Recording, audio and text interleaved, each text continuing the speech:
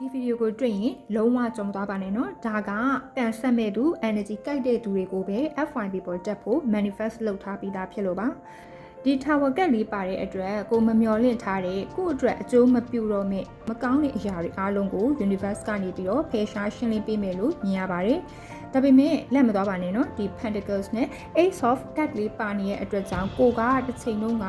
ကိုပြုတ်ခဲ့တဲ့ကောင်းမွန်တဲ့အကြောင်းတရားကုသိုလ်တရားတွေဟာအခုချိန်မှာအကျိုးတရားကောင်းတွေကိုပြန်ပြီးခံစားရမယ်ကောင်းမွန်တဲ့အခွင့်အလမ်းတွေကောင်းမွန်တဲ့မေတ္တာတရားတွေချစ်ချင်းမေတ္တာ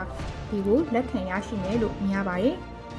Six of Pentacles ပါတဲ့အတွက်ကြောင့်မလို့ငွေကြေးစည်းစိမ်မှုဟာအင်မတန်မှကောင်းနေပြီးတော့အရင်ကပိတ်မိနေတဲ့ရစရာရှိတဲ့အကျွေးတွေငွေကြေးနဲ့ပတ်သက်တဲ့အခက်အခဲအဟန့်အတားတွေဟာပြန်ပြီးပွင့်သွားမယ်ဒီလမှာကိုကသူများကိုကူညီရတာမျိုးတွေရှိတယ်လို့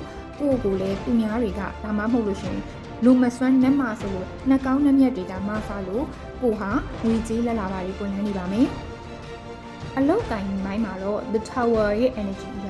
ရုပ်တရက်အပြောင်းလဲတွေဖြစ်နိုင်တယ်။ကိုယ့်ရဲ့အလုပ်ပုံစံချင်းသွားတာယာရူးနေရအပြောင်းလဲတွေကြုံရတတ်တယ်။ဒါပေမဲ့ဒါကကိုယ့်ကိုပိုကောင်းတဲ့နေရာသစ်စီကိုပို့ပေးဖို့လမ်းခင်းပေးတာဖြစ်လို့လုံးဝစိတ်မပြတ်ပါနဲ့နော်။အပြောင်းလဲကိုလက်ခံလိုက်ပို့ပြီးတော့ကောင်းတဲ့နေရာရောက်သွားမှာပါ။စီးပွားရေးမှာလုပ်ငန်းအဟောင်းတွေ system အဟောင်းတွေကပြိုပြတ်သွားပြီးတော့ system အသစ်တွေပြောင်းလဲဖို့ရှိတယ်။အစာပိုင်းမှာတော့ကိုကစိတ်ပူနေရတဲ့ partner တွေ customer တွေကဒီ Six of Pentacles ရဲ့ထောက်ပံ့မှုနဲ့စီးပွားရေးတွေကပုံမို့ပြီးတော့အုံမြင့်တစ်တွေပေါ်ပေါက်ဖို့ရှိပါတယ်။ပညာရေးနဲ့ပတ်သက်ရင်စံမွေးရလက်တွေသင်တန်းကိစ္စတွေမှာကိုမထင်ထားတဲ့အလှည့်အပြောင်းတွေရှိနေတယ်။စာလုပ်ရတဲ့ပုံစံနေရာအစင်မပြေတော့တဲ့အတွက်study method အသစ်တွေကိုကိုကအတင်းပြောင်းလိုက်ရတာမျိုးအဲ့ဒီအပြောင်းလဲကပဲကိုအောင်မြင်မှုကိုခေါ်သွားတာမျိုးရှိနေတယ်။ကျမ်းမာရေးနဲ့ပတ်သက်လို့ရှိရင်တော့ the tower card လေးကရုပ်တရက်ထိခိုက်ဒဏ်ရာရတာတွေနေမကောင်းဖြစ်တာမျိုးတွေတတိပေးထားတယ်။အထူးသဖြင့်စိတ်ဖိစီးမှုများပြီးတော့တွေးတိုးတတ်တဲ့နှလုံးကိုလည်းဂရုစိုက်ဖို့အတွက်လိုပါတယ်။ဒါပေမဲ့ခန္ဓာကိုယ်က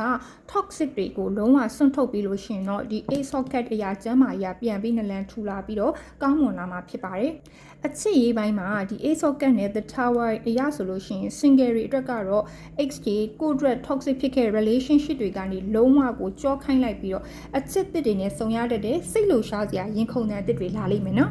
ဒီလကကိုယ့်ရဲ့ aura ကိုအကောင်းဆုံးဖြစ်ဖို့ဆိုလို့ရှိရင်အခုပြောမယ့် affirmation လေးကိုနေ့တိုင်းရွတ်ပေးပါမယ်နော်ငါဘဝအတွက်မလိုအပ်တော့တဲ့အရာတွေအားလုံးကိုလွှတ်ချလိုက်ပြီးဖြစ်လို့ငါကကျေးဇူးတင်နေအခုငါစီကိုလာနေပြီဖြစ်တဲ့အခွင့်အလမ်းကောင်းတွေငွေကြေးလက်လာပါတွေမေတ္တာတရားတွေနဲ့ကြွယ်ဝချမ်းသာမှုတစ်တွေကိုငါဟာအပြည့်အဝကြိုးဆိုပါတယ်လို့နေ့တိုင်းပြောပေးပါနော်